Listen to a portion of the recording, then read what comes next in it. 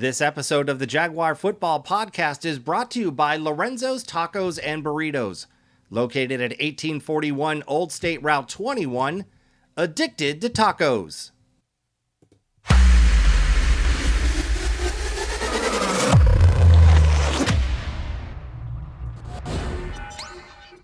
Hi everyone, I'm Carl Bierock. Welcome to the end of the season Jaguar Football Podcast, and with us as always is the head coach of the Seckman football team, Dr. Nicholas Bear. Coach Bear, thank you so much for joining us today. I know we're just a few days off of the end of our season, but really appreciate you taking time and coming on here and talking to the community. Yeah, thanks, Carl.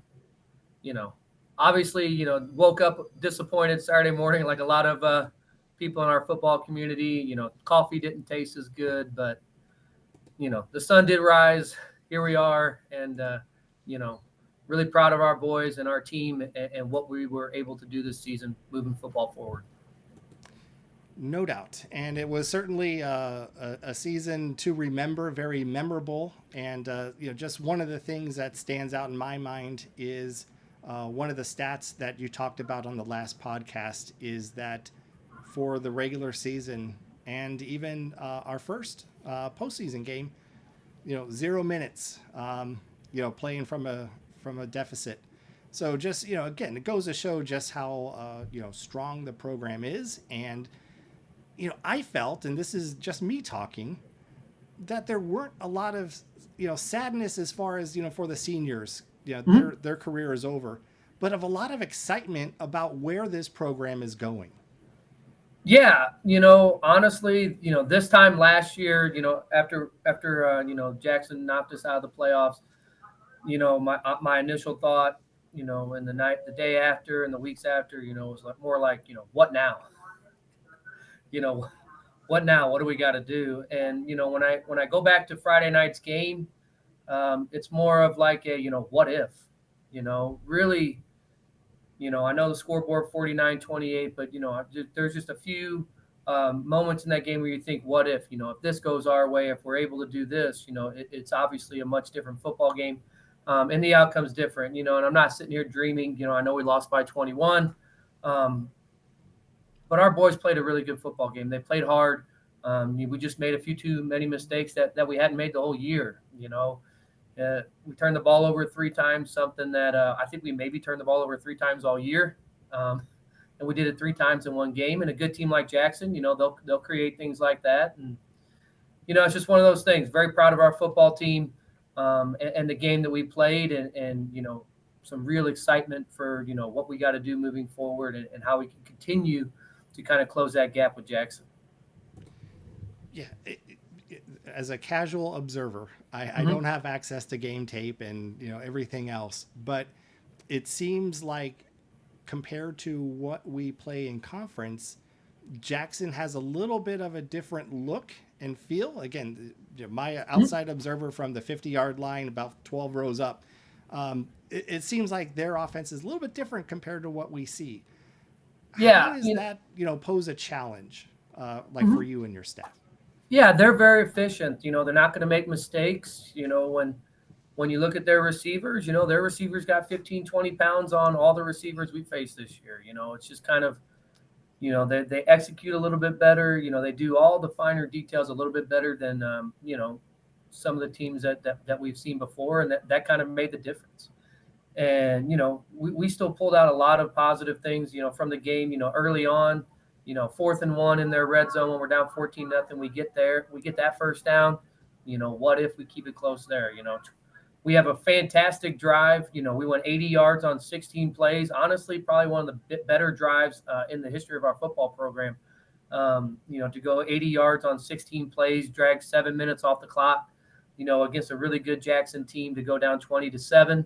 Looking forward to, maybe facing them in the future. If we could get 2 or 3 of those types of drives in a game, now you're talking about a ball game.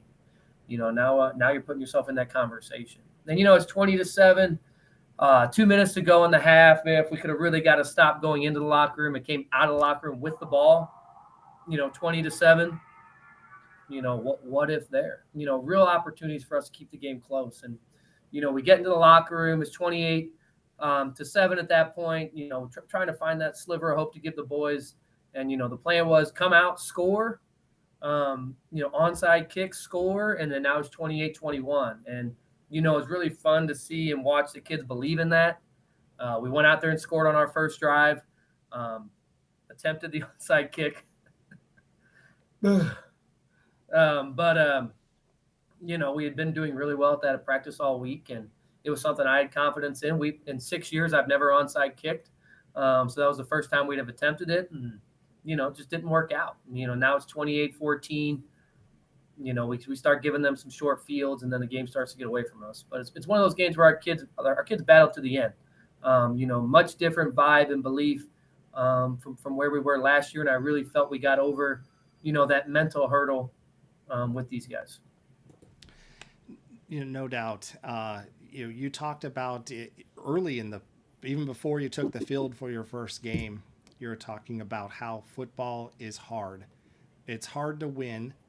Mm-hmm. The other teams, they're, for lack of a better term, like professional. They're coached. Yeah. They put in the time, and just proud of the way that they hung in there. I mean, like you said, right. A couple different plays, we were in this thing. Yeah, the margins are so small. They really are. And, you go back to some of the games that we won this year, especially that last Oakville game, it's 0-0. We got to convert on a 4th and 12, 4th and 15 to even score the first point.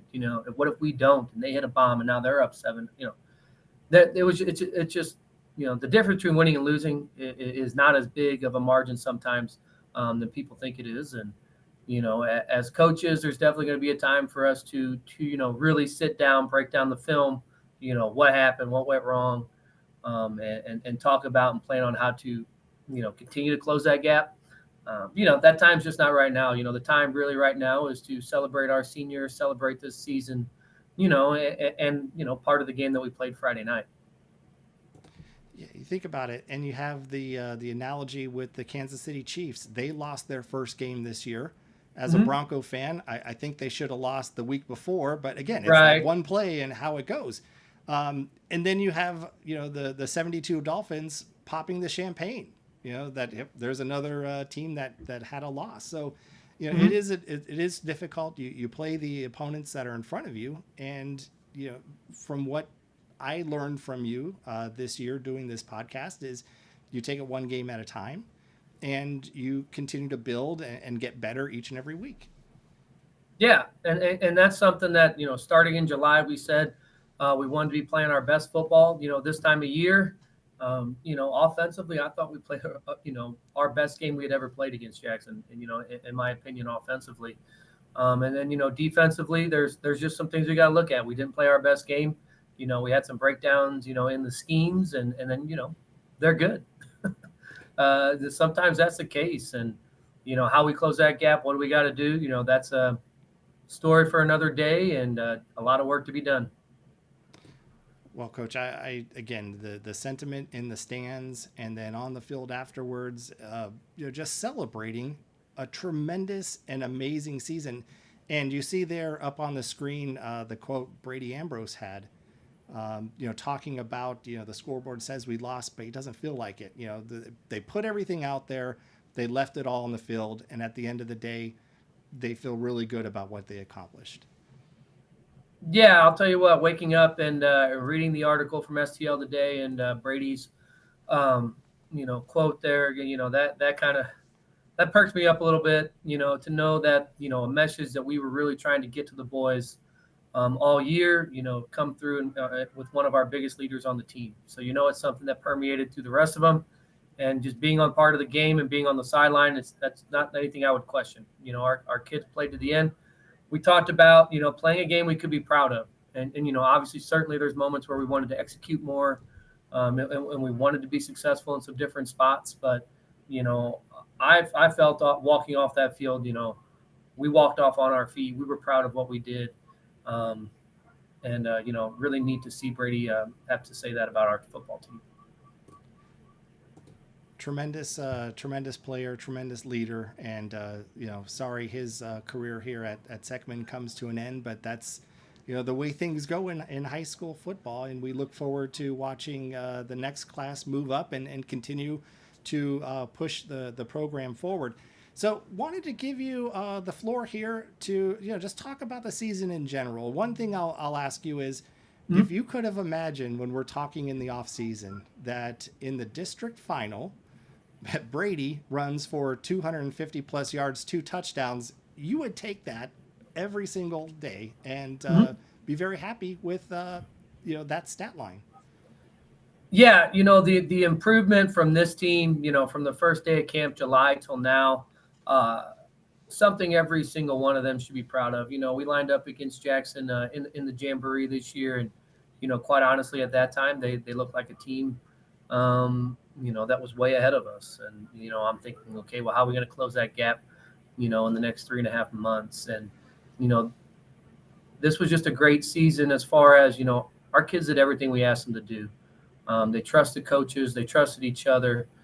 They had love for their teammates, and you really saw that show on our sideline, and you saw that show with the product on the field. So, really appreciate those guys, especially the senior group, helping us move forward in that respect. I really felt like we took a step forward mentally this year, and how we should treat teammates and how we treat each other, and how we work on the field. So, obviously, the elusive district championship, Jackson knocking us out for the last 6 years, that does sting. But there are elements of this season that these seniors left with our underclassmen that I think are going to help us, continue to close that gap in the future. Yeah, future looks bright. Young quarterback, young backfield that got a lot of playing time this year. Mhm. So I'm excited. It sounds like you are as well.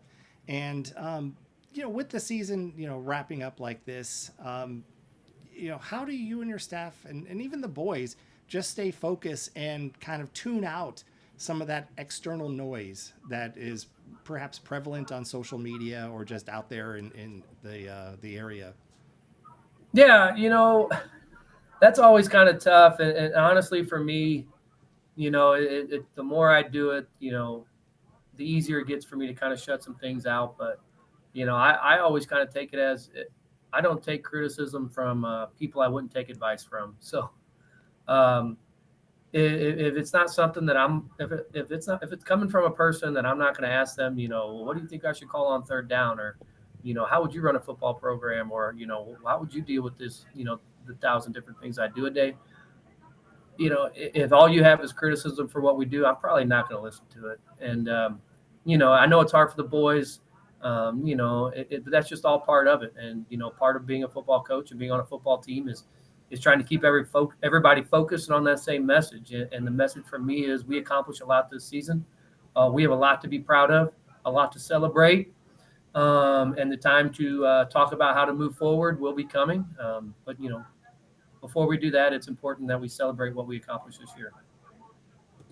Well said, Coach. And throughout the off season, we're going to continue this. And Coach, you always have that open invite whenever you want to fire up the old podcast machine. Be Mhm. happy to do so. But I imagine as we go through time, continue to monitor our social media pages, also the official X page, announcements, signings, that sort of thing. So the season really never ends.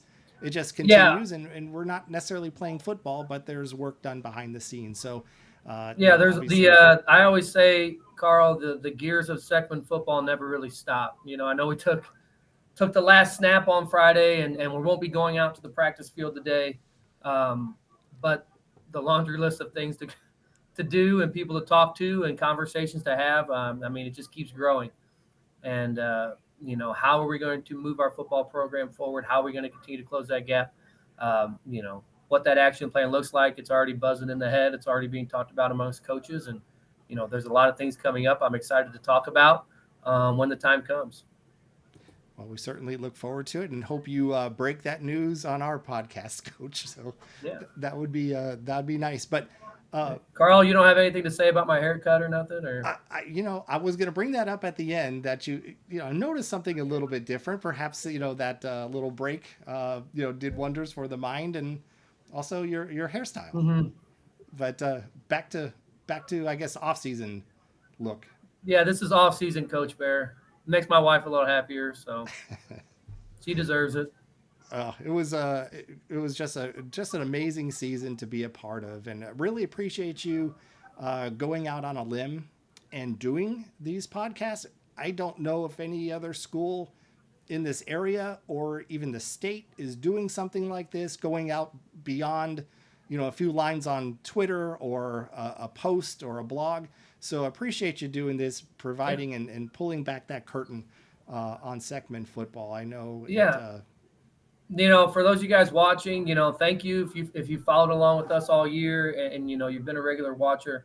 Like I said, Carl's the one that does all the work. So, I just have to show up, look pretty, and talk football. So, it's pretty easy for me to do. And it's been a lot of fun, like you said, kind of peeling back a few of the layers, opening up the curtain to kind of how we go about our business and the things that we're telling the boys. And, because I know typically if they're like mine when they get home, well, what did coach say today? Oh, well, these are the things we're talking to the boys about. And these are the things we're trying to get them to understand and do. And man, it was really fun Friday night to really see all that come together. And this podcast has been really fun, and I hope it's something that we'll continue to do in the future, as it is something unique to Seckman football, and it's helped us kind of really spread the good word of what we're doing around here. So appreciate that, Carl, and everybody else that's listening out there. Thank you. No, our pleasure, Coach. And we have folks like your brother John, and then Brad Marcello really adding to the social media pages as well. It's just been an amazing ride as an outsider, and then being involved as a booster. This has been amazing, just a great experience personally. So I appreciate you doing that. We are on time and want to be respectful because I know you have a lot of business to take care of, and we also have our banquet coming up. I believe you said December 2nd, so probably more news about that. And Yep. be honest with you, that's kind of how this podcast started, is from the banquet and you breaking down plays. But wanted to give you the floor and just have you take us out, with your thoughts about the postseason and just where the program's going in general. Yeah, we got the banquet coming up December 2nd, that Monday night. I'll send out a little bit more information and email there. And, the banquet's a great opportunity for us to celebrate the season, celebrate the seniors, and then really kind of be that jumping off point, that starting point for, the things that we need to do, to make sure we're moving our program forward. And I'm excited, as always, for that time, and hope everybody's able to make it.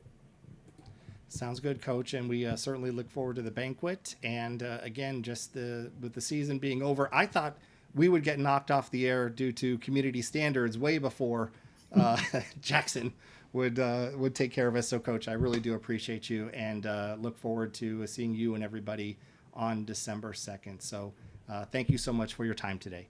Thanks, Carl. Thank you.